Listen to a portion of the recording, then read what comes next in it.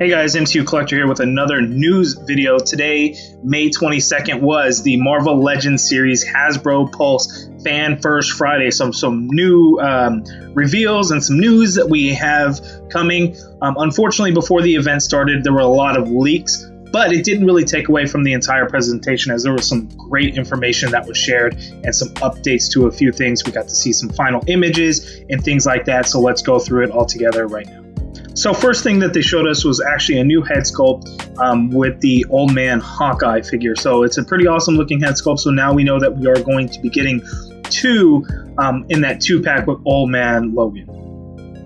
Next up, Dwight talked about the upcoming Rogue figure. Now, he didn't say where this figure is going to be, but I'm pretty sure this will be in a 2-pack with Pyro in that X-Men 20th anniversary line. And one of the things that Dwight talked about was the improved knee joints on this. So it's not going to be as gummy that we see with most female figures. So it definitely is going to be a lot sturdy. He also showed us an interchangeable head for it. Nimrod has been on the wish list for quite some time for a lot of folks. We are going to be getting it. According to an Amazon leak, it looks like it's going to be in a 3-pack with Psylocke and Phantom X. None of that information has been revealed. We shall see. But one of the things that Dwight Stahl talked about were the wing piece that goes on the back. Those are removable, as well as a classic interchangeable head. And then he has additional interchangeable hands with the repulsor blast in there. And that thing is looking great. And it's actually quite a large figure. So, of course, Hasbro hit us with a little bit of a tease saying what's going to be coming. Looks like either a Sebastian Shaw or something to do with the Hellfire Club. I'm sure it's probably going to be a Sebastian Shaw, which actually we transition now into the Hasbro Pulse exclusive troop builder figure that they will be coming out with. I believe it's going to be in July. Pre-orders are live right now, but it is an a.i.m trooper or a.i.m soldier.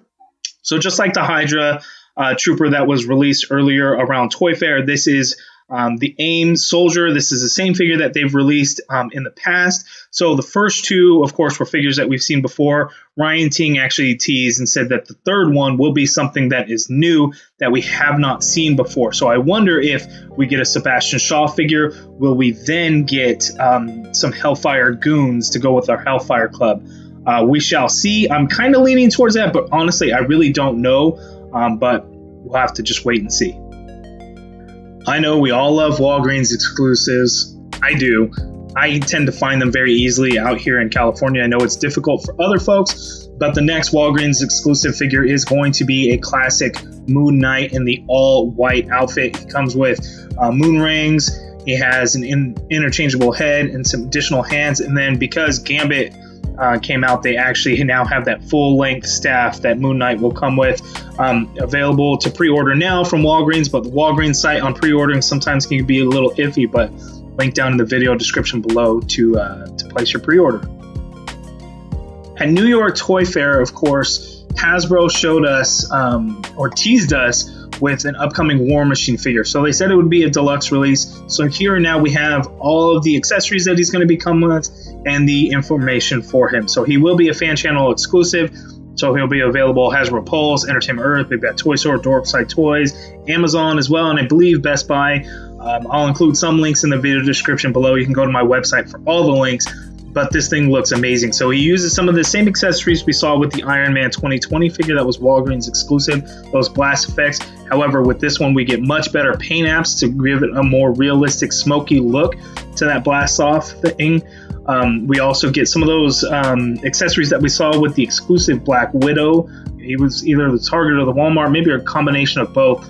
The little blast effects for the pistols, the smoking effects coming out of his cannon, so it looks like he had just fired. So all kinds of accessories, and this thing just looks awesome.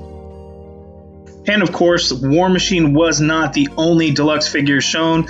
We have the upcoming fan channel exclusive as well, Apocalypse from X-Men, The Age of Apocalypse, and you can see that it's very similar to the Build-A-Figure, but different deco. We get a new interchangeable head, and then he has a human skull accessory, so this thing is going to be awesome, especially since we just got that Age of Apocalypse wave, so Apocalypse will look good with all of those other figures. No word on if there's going to be a wave 2. Pretty sure there will be, but it's looking like it's going to be next year. So they spent a lot of time talking about the Spider-Man retro wave that's going to be coming up. So we already knew about Peter Parker, We knew about Spider-Man. We knew about Gwen Stacy, but there were 3 other figures that they hadn't officially announced. Now, it's the rumor's been going around. I had talked about it months ago even, but we are getting a Green Goblin figure, we're getting a Electro figure, and we are getting a armored Daredevil figure. So really cool. Electro is on a little bit of a bigger body than I would have thought. It looks like they used the Spider UK body mold.